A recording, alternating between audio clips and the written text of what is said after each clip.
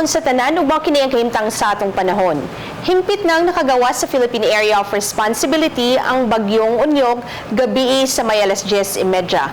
Pero ang traffic extension ini padayon gihapong nakaapekto sa tumuing bahin sa Northern Luzon.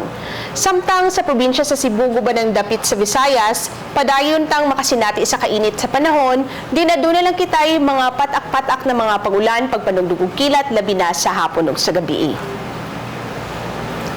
Ug kahintang sa atong hangin ug kadagatan, hinay ngadto sa kasarangan na hangin ang magpasulabi sa tibok Visayas. Busa generally safe para sa atong mangingisda nga mopalaot karong adlaw, kaya ang kahimtang sa atong kadagatan magmalinawon ngadto sa kasarangan lamang ang pagbalod. Ug para sa atong forecast ug mga adlaw, init gihapon na ato ang gi-expect kung din mag-range tag temperature between 26 to 34 degrees Celsius sa Metro Cebu, 25 to 33 degrees Celsius sa Bohol ug Dumaguete City.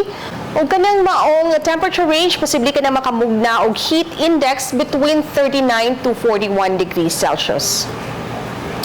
Ang adlaw musilang ugma sa alas 5:33 sa buntag.